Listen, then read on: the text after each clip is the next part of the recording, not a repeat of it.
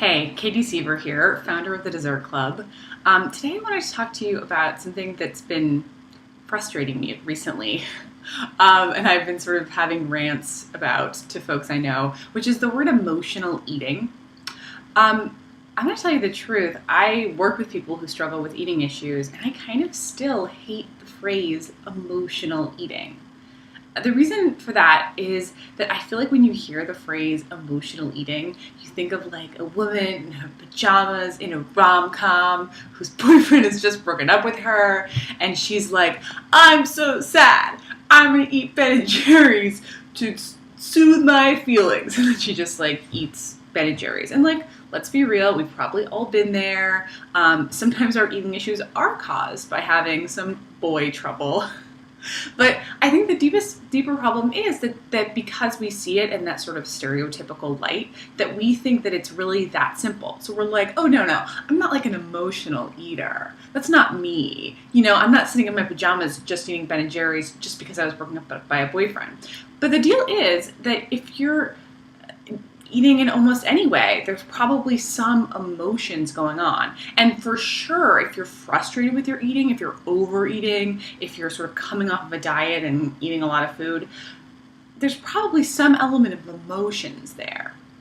The reason I don't love the word emotional eating is because I don't even think that it's all emotions. Like, I think that a lot of it has to do with sort of physical sensations, whether you're able to feel your hunger or not. I think a lot of it has to do with your context, sort of where you are environmentally, who is around you, so relationally, what's impacting you. I think a lot of it has to do with our society and the messages that we get about how we have to look and what's appropriate things to eat. So I think our eating happens in this very complex situation. And it's not like always like, oh, I'm sad, I'm going to eat. A lot of it's like, I'm sort of tired and I am kind of cut off from what I need, because most of us spend like all of our days like building a wall between ourselves and our true desires. Like if our true desires are like, I kind of want to take a break from work, I kind of want to leave work, I don't want to drive the kids around, I feel like being alone, or whatever it is, we're like, no, self, I can't hear that right now. I need to like get my work done. I need to drive the kids places. I need to do a million things that I have to do. So we build this wall between us and ourselves so that we can't feel that part of us that's feeling antsy or feeling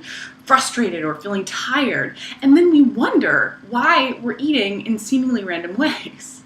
And the truth is that we don't even have any connection to those feelings anymore. So when they come up in sort of weird ways, we're like, oh, maybe I'm just like gonna eat.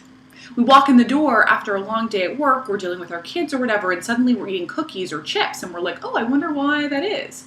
And the truth is that we've spent all day or all week or our entire lives sort of building this disconnect between us and ourselves, so we don't even know what's going on for us in that moment.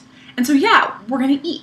And part of that has to do with emotions, but it's not always like, oh, I'm just sad. Sometimes it's like, I'm tired and a little frustrated from my day, and I don't even know that I feel that way because I've, built up so much to be separate from it, so that then you weirdly find yourself eating and you're confused. So a lot of the work that I do and a lot of the work that we do at the Dessert Club is really around kind of breaking down that wall of saying like, yeah, if you're eating and you know rationally that you don't even want this food, 100% of the time, there's something else going on. It's not always just like, oh, my boyfriend broke up with me. Sometimes it's just like, yeah, I'm kind of tired, or I really want to break, or I just have this weird feeling in my chest, or kind of whatever it is. But most of us don't even know how to access that. So I wanted to bring this up today in case you're somebody who's like stumbled upon this work and is sort of like, oh, I don't really know if it's for me. I'm kind of normal. I'm not like that girl with the ice cream and the PJs. That's great. You don't have to be that girl.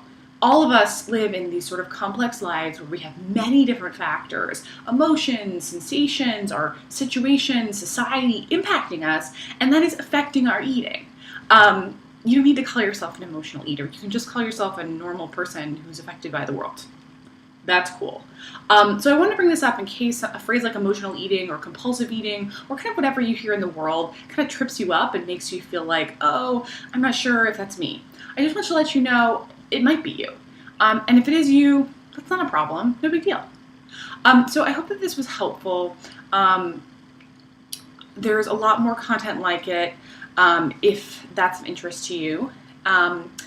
and I'll see you next time.